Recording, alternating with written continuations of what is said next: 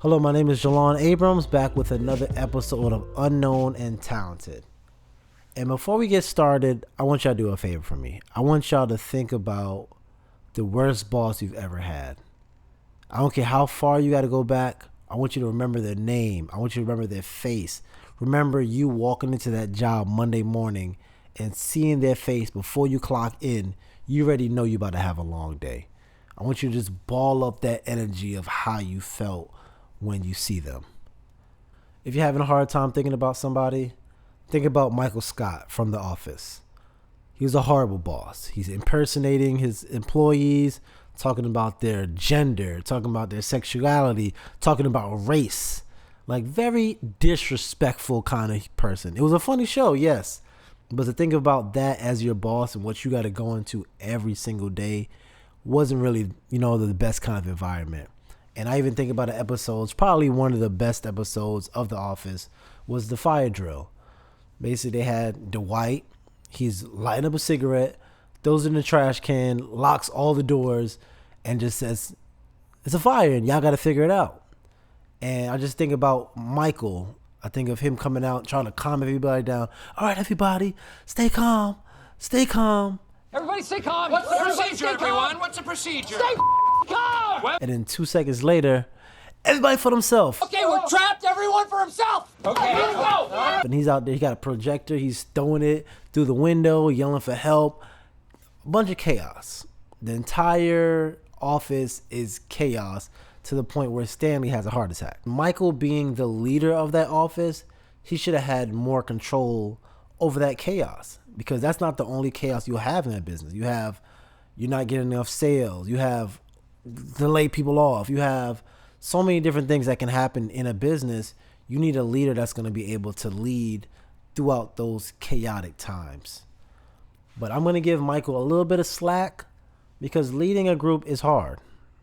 I have another podcast where it's me and two of my friends. And when we started a podcast, I really didn't want to do it. I'm just like, it is what it is. I'm just going to record with y'all. And, we just randomly put it out. But the more and more I did it, the more I fell in love with it, the more we gained the audience. And it's something I really wanted to do and really wanted to take it, 100% serious.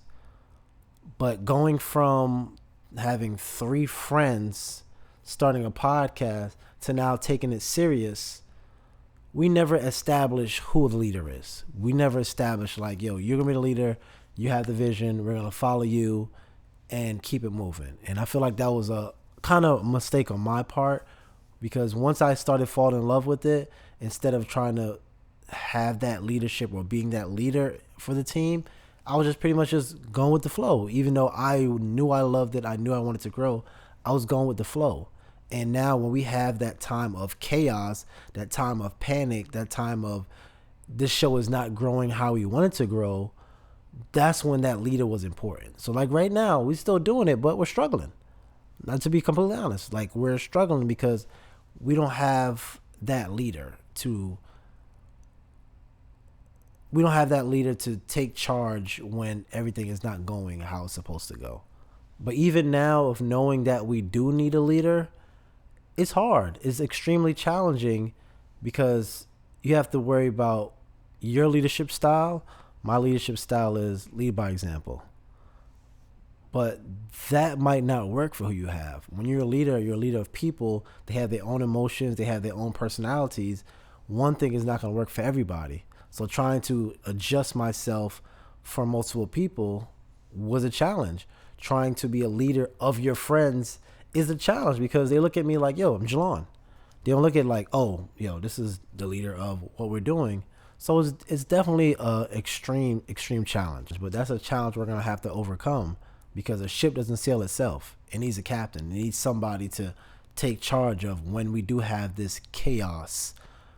Who's going to help out? What's going to happen? When everything is going good, we're good, everything is fine. But when everything is going crazy, when we have that fire drill, what are we going to do? Because we don't have anybody that's to calm everybody down so we could continuously grow or we could continuously get out of the burning building. You're right. The house is on fire.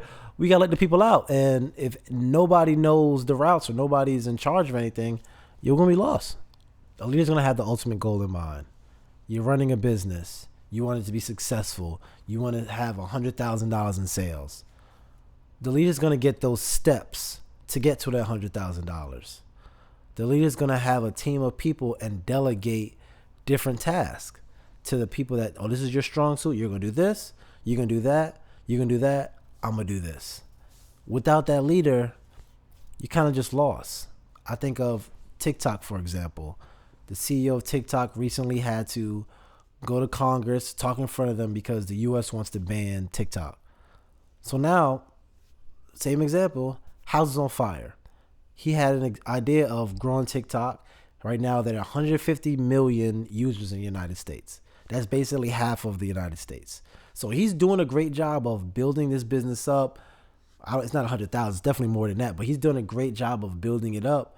Now, when you're in trouble, when that house is on fire, he's being that leader and stepping up and saying, yo, I'm going to handle this. Y'all don't worry about it.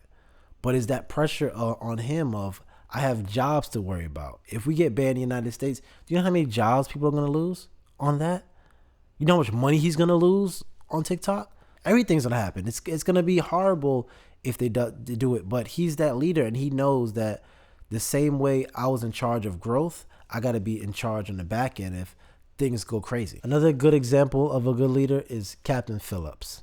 If you've never seen that movie, you've definitely heard of the meme. The guy's looking at Tom Hanks. Look at me. Look at me. I'm the captain now. So basically what happened in that movie was Tom Hanks, Captain Phillips, ship was hijacked by pirates. And they pretty much had him for 5 days. He was the captain of the ship. He was able to keep his crew safe, keep him safe until the U.S. Navy came to kill off the pirates that were trying to hijack his ship. So he was a leader. He was basically able to calm his crew down, stay poised, even though he was faced with this fire drill. We're gonna use a fire drill, but faced with this danger of losing his life, losing his crew's life, and losing his ship. But he was able to stay composed, be that leader. So now his crew was safe, he was safe, and ended up having these pirates killed. And that's the kind of leader you want to be. If things are going good, it's your fault. If things are going bad, you're going to figure it out. You have the ultimate vision of, I know where I want this to go, and we're going to get there. And now I want to bring y'all back to the beginning of this episode. You're thinking of that boss that was terrible. Why were they terrible? Not because they're just rude. They weren't a good leader. Now think about you in that position. What kind of leader do you want to be? Do you want to be a Michael Scott, where when things go chaotic, you run around every man for themselves? Or do you want to be more like the CEO of TikTok? When things are going bad, yo, I'm going to handle it head on. Captain Phillips, when things are going bad, I'm going to handle it head on. We already know you're going to handle it when the good stuff are good. But when the bad stuff are bad, what are you going to do?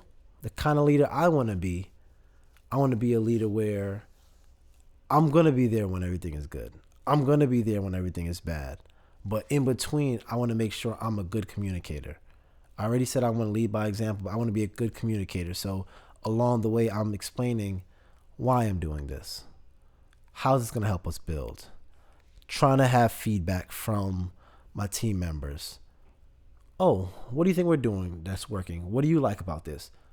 Like that. When they're doing good, praise them. When they're doing bad, communicate to that as well. It's like, yo, you got to step your game up. You ain't doing what you got to do. I want to make sure we have that communication so when things are going good, everything is good. When that chaos is coming, they can trust me. Because being a good leader is having that trust between you and your teammates. You want to have that trust. So now if things are going bad, we have that fire drill. They're not running chaotic because they know, yo, my leader got me. And that's the kind of leader I want to be.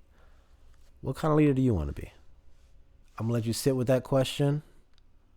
My advice is study different leaders, people that you think are great leaders. What do they do when everything is good? What do they do when things go bad? And what do they do between? It's all about growth. No one way is a perfect way. It's different kind of leadership styles for your personality, for the people that you have. But the main thing you need to know is that anything happens, everything falls back on you. Good, bad, in between. So I hope you learned something about leadership and you are pushing yourself to be that leader, because once you are that leader and things go good, the sky's the limit. But my name is Jelan Abrams. This is Unknown and Talented, and we'll see you next week.